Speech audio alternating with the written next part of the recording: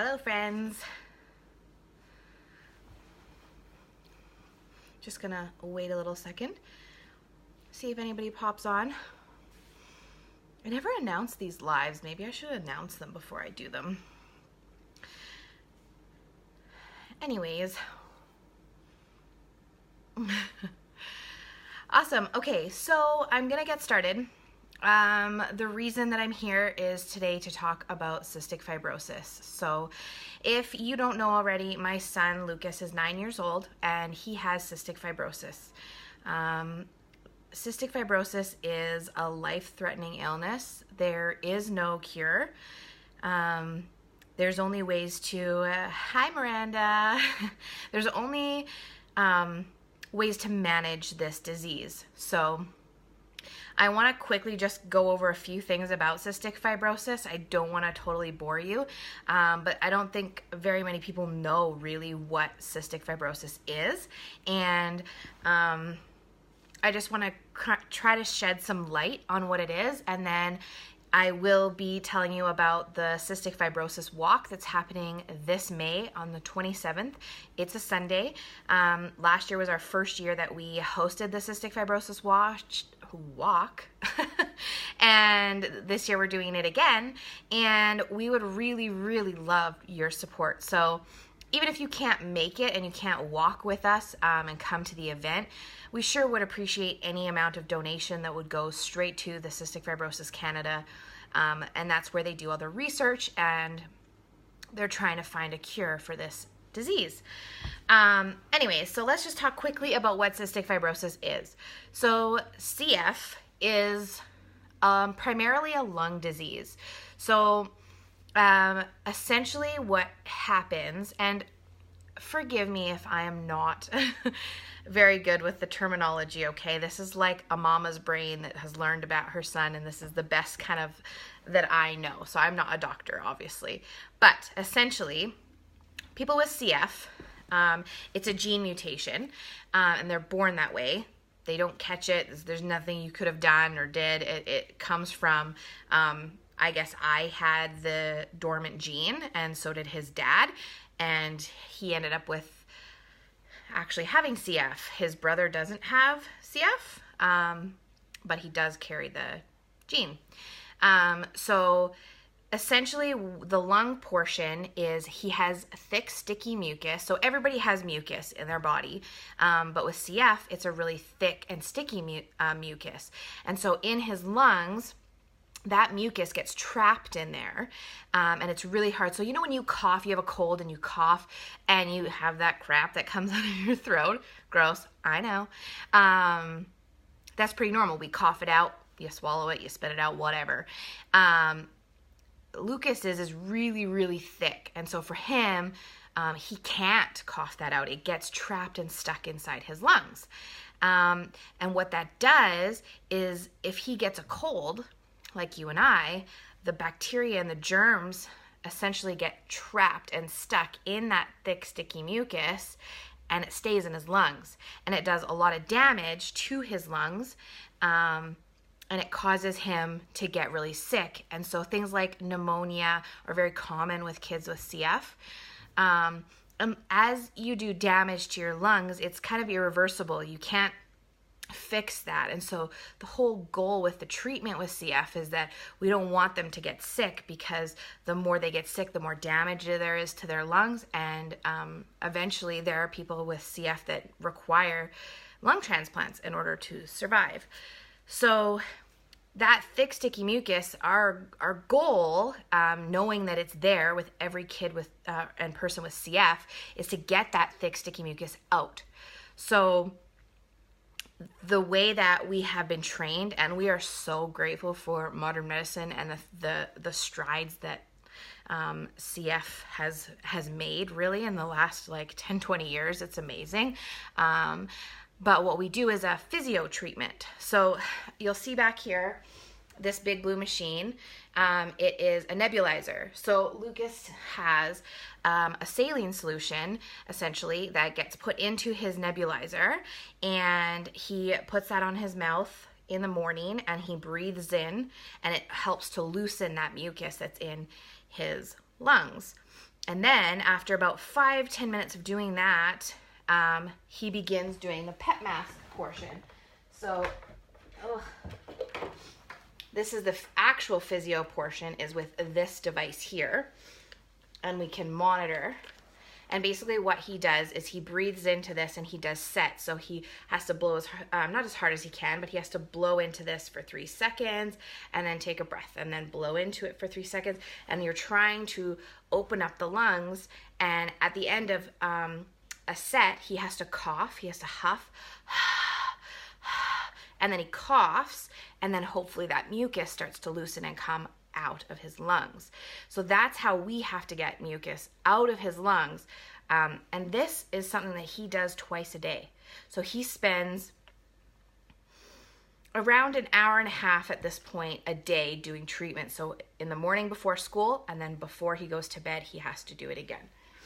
And really this is more of a preventative thing. Like it doesn't fix anything. It just helps keep his lungs clear so that he doesn't get sick, so that that mucus doesn't stay in there.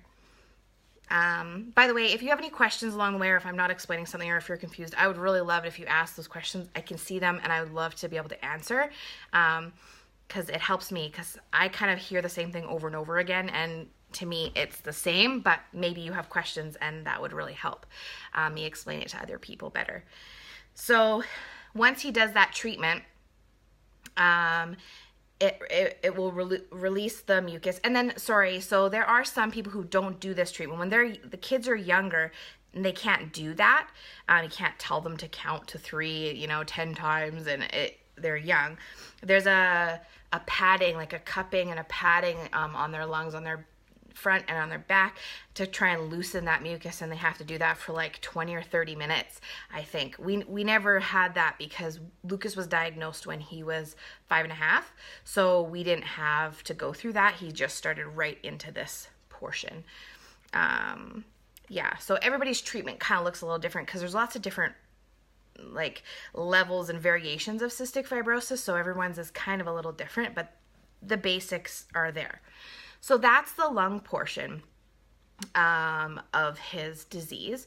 The other portion is the digestive portion. So not only does he struggle with his lungs on a daily basis, he also, his pancreas does not produce one of the enzymes that is required to break down fats in his body. Hi, Kelsey. Oh, now you're making me nervous. Now I have another CFer watching. I gotta be careful what I say. I don't feel educated enough to really be talking about this, but I'm trying. Yeah, so basically every time Lucas eats food is... he needs to take an enzyme. So he has, in order for that food to be broken down in his body and be absorbed into his body and turned into energy, he has to take these enzymes. And when he first saw these in the hospital, I'll never forget, he thought they were so big. Now he doesn't, it's like no big deal, but like they're pretty big. And he takes 5 of them with every meal. I'm so curious, Kelsey, how many does your daughter take? Is it Paris? How many does your daughter take with every meal and snack? Because that is like, I've always been curious, like, where does Lucas compare? Not that it matters, but then every time he has a snack, he takes 2, and then he takes 5 with Paris's parents. Oh, that's so awesome! So you don't have to worry about that part at all. Cool. That's cool. So, yeah, that's cool. So Lucas takes those with every meal and every snack, and it's like, it's nothing now. We don't really, that doesn't bother him very much. He doesn't care about taking pills. That's probably the easiest part of his cystic fibrosis treatment. For sure, what's the hardest is doing those treatments twice a day, because he can't sit and play video games. He can't go out and play like his brothers do. And I think that part is what bugs him the most. Anytime I ask him, like, what bugs you about CF, that's the thing he'll comment on. So another thing is that because he has such thick, sticky mucus throughout his body, his digestive system has that same thick, sticky mucus. And one of the things he has to take every single day is basically a laxative. We call it, he's a boy, okay, keep in mind. We call it poop juice. So he has to mix this in every single day with some juice once a day to help break up his bowel. He's often, when we go in for his checkups every 3 months, he often has like thick, like a clump in there down somewhere in his intestines. The doctors can feel that and they want to loosen that up with this. So it really sucks. We definitely have to keep flushing it out and flushing it out. So now it's just a joke. It's like, Lucas, have you had your poop juice today? Yeah. Anyways, the things you do for boys. And then also one of the things he takes is a multivitamin that's specially designed for CFers. And he also has to, recently he just had to be put back on iron, an iron supplement every day because he is low in iron. I don't really know why. I wish I did. Another thing that CFers can deal with is having nose polyps in their nose. Random. The things that are actually associated with CF is so weird to me, like just all the weird random things that, yeah. So another thing he has to do is take a nose spray to help make sure he doesn't get any polyps in his nose, and I assume that would mean he would have a hindering of his breathing. I don't exactly know why. One sec, sorry, I see someone's comment, Anna. You are explaining very well.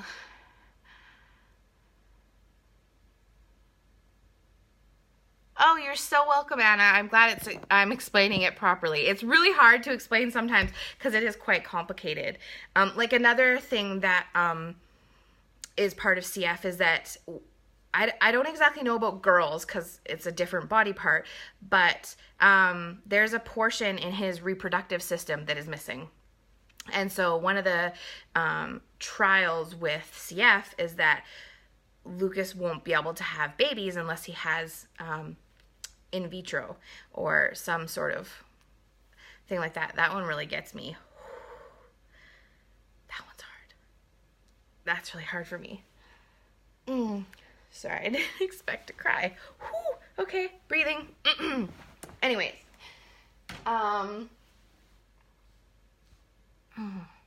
Yeah. So,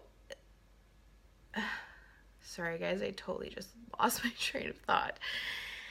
Basically why I'm on here is because I wanted to talk to you a little bit about what CF is, what's involved in Lucas's treatments every day, and the struggles that there are. Lucas goes to Children's Hospital every 3 months to be checked up and to do breathing tests and to just see how things are going.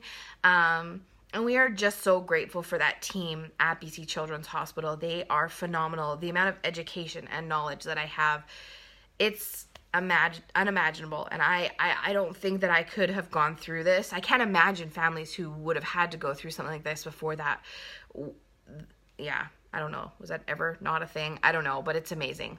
BC Children's, like, high five. If you ever see like donations for BC Children's Hospital, please donate because they are amazing, and we would be emotional wrecks all the time if we didn't have the knowledge, because the facts, just having the facts really helps you to know where to go and not to panic. Yeah, so what I wanted to come on here and do is ask, first of all, do you like painting?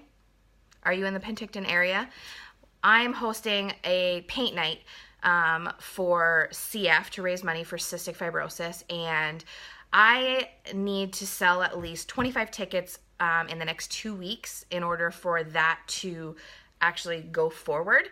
So if you like paint nights and you've ever wanted to go to one, this is the one to go to. I'm going to drop a link in the comments here. Can I do that while I'm live streaming? Oh, I think I can. So here's a bunch of links for you.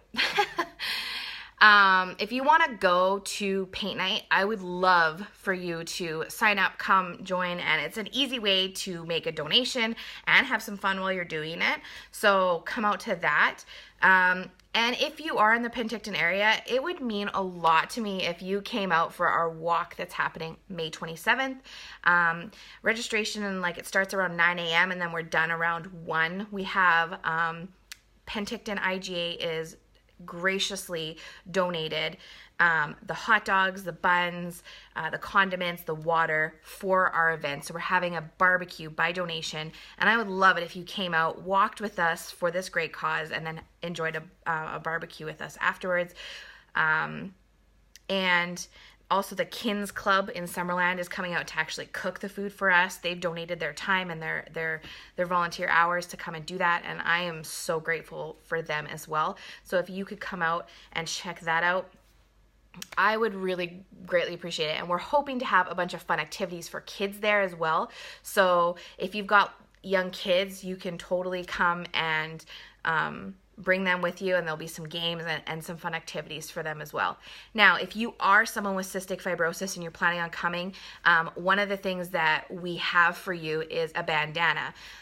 One of the other things with cystic fibrosis is that you can't be around other kids with cystic fibrosis because there is a specific germ that can be passed between people with CF. It's not something that affects the rest of us without it, but it does affect those kids. So we are trying to give people bandanas if they want to identify that they are CF and they want others to know, so that you can kind of keep a little bit of a distance from anyone else who's there at the walk that has cystic fibrosis. It just helps to create that awareness. Lucas will absolutely be wearing a bandana, and you don't have to. It's totally your call, but if you want to, we will have that. So feel free to register for that walk. Now, if you register before May 1st, I believe, and raise $50, then you will get a t-shirt for free, and that will be given to you at the day of the walk. So they're really wanting to encourage this year for you to make an effort to raise some funds. One of the really exciting things this year is that I'm going to have a Moneris machine, a debit machine, at the event. So if someone comes last minute and wants to make a donation that day, they can with a debit machine. That's pretty cool. And we will be accepting, you can do donations online. You can just take the cash and bring it the day of. And I'm just really excited to raise money for this and raise the awareness for this cause. And it means so much to me. And through this experience, like last year, through that experience, I didn't realize how many people in our community had cystic fibrosis. Because one of the sad things, like I said, is that you can't be around them. So it's not like some people who have some kind of a disability. You can kind of get around each other and kind of work as a network. But you can't get all the CF for kids together and have a play date. They can't be around each other. So it's really hard and really sad, and it was really cool last year at the walk to see people coming together and getting to know that there are other people in our community who suffer with this disease as well. And I don't know, I think it's a really cool community building thing. So if you can come to the walk, great. If you can't and you would love to make a donation, I would be so grateful. There is a link in the comments, and I'll add another one after this live video, that you can just go to my page and do it online. Anything over $20, you get a tax receipt, so you can write that off. Bonus. But I would just be so grateful for any opportunity to donate and be part of this amazing event. I think I've kind of gone over everything. Did I forget anything? Just scroll up in those comments. There is an event on Facebook for the paint night, and then there is also some information on that website about the walk. And I would just love to see a community of people coming and rallying around those who have cystic fibrosis, because I know it's not just Lucas and his and our family that is going through this terrible disease and struggling. So we want to end cystic fibrosis, and we hope that with your help we can do that. Thanks for watching, and if you have any questions, leave them below, and I hope to see you at the paint night, and I hope to see you at the CF walk.